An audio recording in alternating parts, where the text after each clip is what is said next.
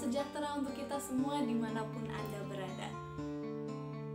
Renungan kita hari ini diambil dari Kejadian 39 ayat 1 sampai 10. Adapun Yusuf telah dibawa ke Mesir, dan Potifar, seorang Mesir, pegawai istana Firaun, kepala pengawal raja, membeli dia dari tangan orang Ismail yang telah membawa dia ke situ. Tetapi Tuhan menyertai Yusuf sehingga ia menjadi seorang yang selalu berhasil dalam pekerjaannya. Maka tinggallah ia di rumah tuannya, orang Mesir itu. Setelah dilihat oleh tuannya bahwa Yusuf disertai Tuhan dan bahwa Tuhan membuat berhasil segala sesuatu yang dikerjakannya, maka Yusuf mendapat kasih tuannya dan ia boleh melayani dia. Kepada Yusuf diberikannya kuasa atas rumahnya dan segala miliknya diserahkannya pada kekuasaan Yusuf. Sejak ia memberikan kuasa dalam rumahnya dan atas segala miliknya kepada Yusuf, Tuhan memberkati rumah orang Mesir itu karena Yusuf, sehingga berkat Tuhan ada atas segala miliknya, baik yang di rumah maupun yang di ladang. Segala miliknya diserahkannya pada kekuasaan Yusuf, dan dengan bantuan Yusuf, ia tidak usah lagi mengatur apa-apapun selain dari makanannya sendiri. Adapun Yusuf itu manis sikapnya dan elok parasnya. Selang beberapa waktu istri tuannya memandang Yusuf dengan berahi, lalu katanya, "Marilah tidur dengan aku." Tetapi Yusuf menolak dan berkata kepada istri tuannya itu, "Dengan bantuanku, tuanku itu tidak lagi mengatur apa yang ada di rumah ini, dan ia telah menyerahkan segala miliknya pada kekuasaanku. Bahkan di rumah ini, ia tidak lebih besar kuasanya daripadaku, dan tiada yang tidak diserahkannya kepadaku selain daripada engkau, sebab engkau istrinya. Bagaimanakah mungkin aku melakukan kejahatan yang besar ini dan berbuat dosa terhadap Allah?"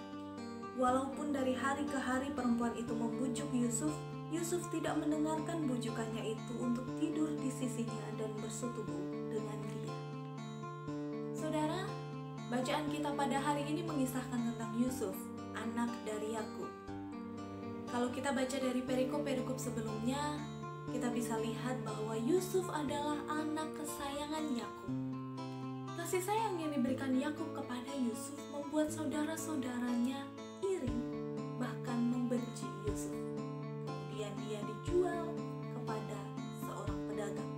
Dan tiba pada kisah yang baru saja kita baca. Yusuf berada di Mesir, di rumah seorang kepala pengawal Raja Firaun bernama Potifar. Saudara, kita melihat bagaimana Yusuf taat kepada Tuhan. Tuhan memberkati setiap pekerjaan yang dilakukan oleh Yusuf. Dan itu juga yang membuat Yusuf akhirnya memperoleh kepercayaan dari Potifar. Kalau zaman sekarang mungkin jabatan yang dipegang oleh Yusuf adalah kepala pelayan. Dan dengan posisinya tersebut, Yusuf bukan hanya memiliki kewajiban, tapi juga memiliki hak atas sebagian, bahkan mungkin seluruh isi rumah dari Potifar. Melihat posisi tinggi yang dimiliki oleh Yusuf, bukanlah hal yang sulit bagi Yusuf untuk menerima ajakan dari istri Potifar. Kenapa tidak? Potifar tidak mengetahui itu, di rumah tidak ada orang lain, tapi dia berani berkata tidak pada istri Potifar.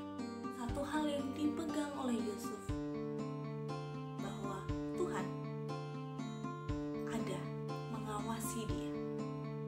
Saudara, seringkali kita tidak berani untuk berkata tidak kepada orang lain. Entah karena kita merasa tidak enak hati, atau mungkin karena posisi kita tidak memungkinkan bagi kita untuk menolak. Mari kita belajar dari Yusuf. Apa yang yang terjadi ketika dia berani berkata tidak kepada istri Potifar? Dia difitnah, dia dipenjara. Mari kita lihat endingnya. Semua proses yang dialami oleh Yusuf, pada akhirnya dia menjadi orang kedua di Mesir. Kalau Yusuf menerima tawaran istri Potifar pada saat itu, dia tidak akan difitnah, dia tidak akan dipenjara, dan seumur hidupnya dia akan tetap menjadi kepala pelayan di rumah Potifar. Saudara, demikian juga dengan kehidupan kita.